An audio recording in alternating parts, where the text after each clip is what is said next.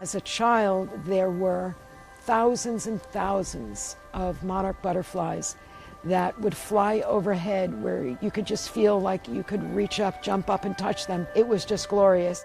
I've grown up here with the ocean behind me and the bay in front, and migrating monarchs that come in every September and October on their way to Mexico. I learned from both my parents, especially my dad, about the weather signs. When the asters would bloom, I knew that was monarch season, monarch butterfly season.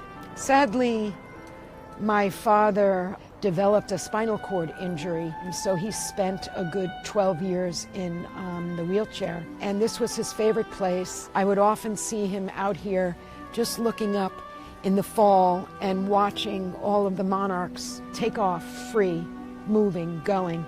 And I would think my dad's probably wishing he could be with them, go with them. And from my dad's notes and my own research, I decided it was time to begin to rebuild back the populations here. My prayer would be to one day be able to see those thousands fly over us again.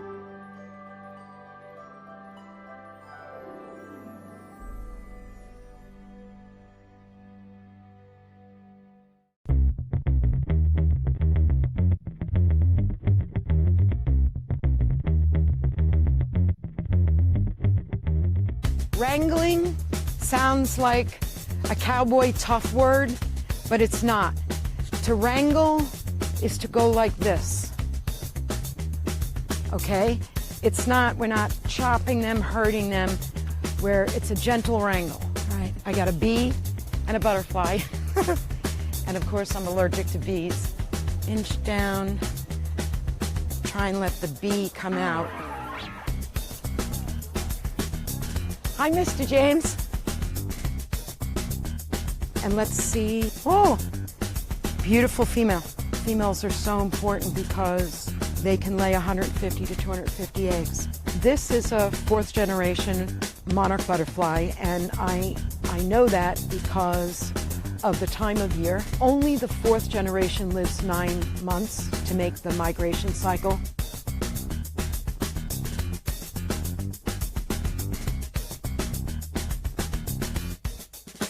So now I should tag her and let her go.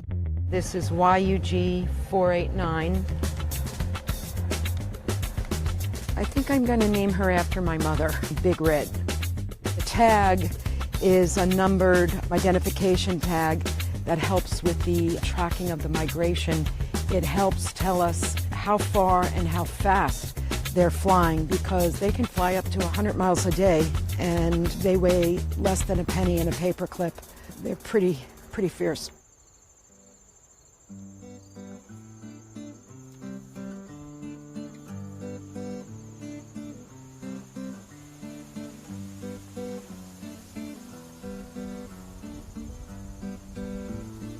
The milkweed is really important because it's the only plant food that the fourth generation monarch caterpillars will eat, or their female butterfly moms will lay their eggs on. I'm looking underneath the leaves for eggs or caterpillars. 1, 2, 3. 3 babies. This year we've had the most caterpillars we've ever had, which is great. This November and April we will continue to plant the seeds. We will be throwing seeds from our bikes in all the wild areas, because the more milkweed we plant, the more monarchs will come. This is Tithonia. The monarchs love it. I don't know if I can get this one. Okay, yeah, very strong male. I'm gonna let this guy go back to lunch, okay? All right, there you go. Oh, praying mantis. Look. Oh, I don't like them. All right, buddy. Okay, let's take them down to the bay. There are 2 big predators, praying mantises and the spiders that weave their nets waiting to catch a flying monarch, and so we are on the lookout for them.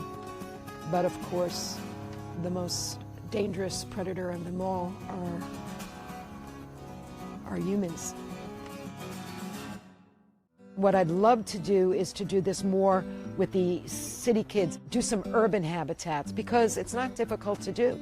We can do it on roofs, we can do it on pots, we can do it in classrooms. An educated flutter can change the world. These are the Reynolds children.